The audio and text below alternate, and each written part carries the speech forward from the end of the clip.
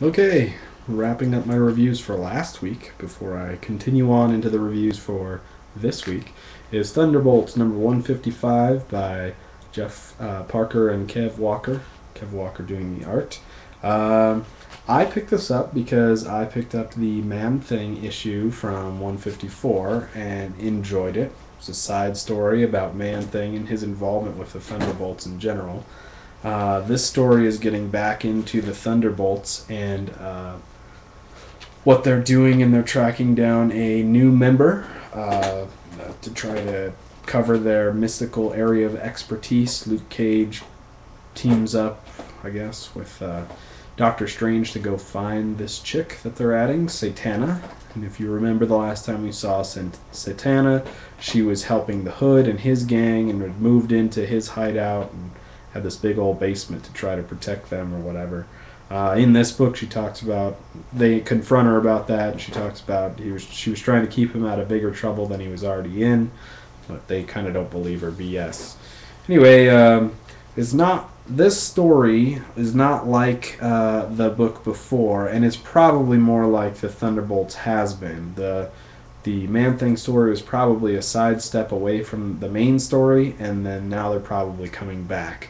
And I wasn't reading the Thunderbolts before, and so I probably missed the whole parts where all of what is currently happening is happening, and maybe being a little lost is why I'm not enjoying it as much as I was expecting I would, or as much as I did the last one.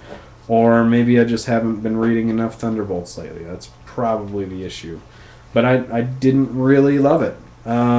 It's kind of neat to see some Doctor Strange action, tracking stuff down, and using the limitations he has now that he doesn't have the power of the Vishanti behind him, to track down Satana and battle her magics, along with Luke Cage using his brute strength most of the time. So I guess that was okay. Nothing I'm really too worried about. And then they're gathering new recruits for bigger teams of Thunderbolts later, or replacements for the Thunderbolts as they get rotated out. It reminds me a lot of the Exiles team, how they had somebody die very often, so they had to bring in new people all the time.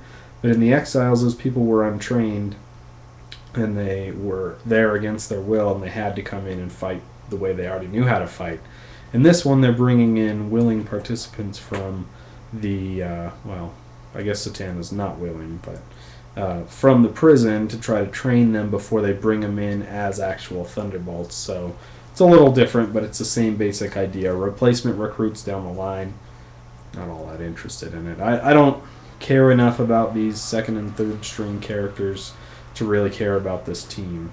I was hoping to see a little bit more Man Thing action continued. Maybe they're pausing on that because of the last one. And possibly a little bit more of Hyperion, because I had known that he was on the team kind of for a little while, but maybe he's already gone. I don't know. Anyway, there are a couple of inspired moments in this book. There's one that's a little bit of maintenance. Look, I'm bending my comic. All you who don't like to do that. I read them, so I bend them up. But there's some cool little writer maintenance in here where Mach 5 makes a helmet for Juggernaut so that he can turn his head in battle instead of having to turn his whole body to look around. It's got a wider area to where he can see, but it still acts as a helmet. See, it answers a bunch of questions, does some things logically. That's really cool, and I love when I can see that that's part of the writing setup, that there's a part of the costume or something that doesn't really work in all reality, so the writer sets it up to have a little scene, a little side story here to fix it and move forward. Don't just change the costume, don't just make things happen without, acknowledging that yes, it was probably really difficult for Juggernaut to fight because he couldn't even turn his head without turning his body before. It was cool altogether. And then they explain it also that since it was mystical before, if it broke, then it was just fixed on its own. But still, all that stuff is cool. Explanations for why things are the way they are. Fixing things to where they're better and more realistic. That's awesome. It shows that there's thought behind what's happening there, other than just throwing the story together and pushing forward. I really think that's cool. The other really cool part to the story, maybe it's just the Man-Thing kick. I don't know. I don't even really have a big thing for Man-Thing. I just enjoyed that story so much. So Doctor Strange and Luke Cage go to the center of this really mystic area of the Earth where Satana's hanging out. She's got all these spells set up to prevent them from finding her and from getting her to do whatever they want her to do.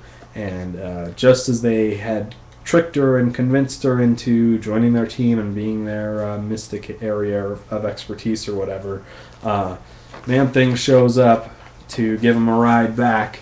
And, like, everybody in the place is like, oh my gosh, you have a Man-Thing? Or whatever his mystic name is. And they're like, why didn't you say so? I would have just done whatever you said. So, that's pretty cool. I didn't know he was so mystical and so feared by all these other, like, really powerful sorceress. That's pretty cool. You would think Doctor Strange would be a little bit more afraid of him, I guess. Or maybe not afraid, because that's how his power works. But more knowledgeable about how powerful a being this Man-Thing is. What do they call him? Thing calls him the Swamp Walker.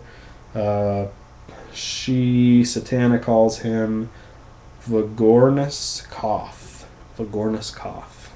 So maybe that's his real mystic name. I don't know. So I'm going to give it a 3 out of 5. You probably would have enjoyed it if you're into Thunderbolts or if you're tracking Thunderbolts. I didn't like it because it's probably back to a story that I didn't really know much about. It was alright. To each his own. Maybe I'll flip through the next Thunderbolts. Maybe I'll just pass on until another story comes around that I'll enjoy. Alrighty, talk to you later.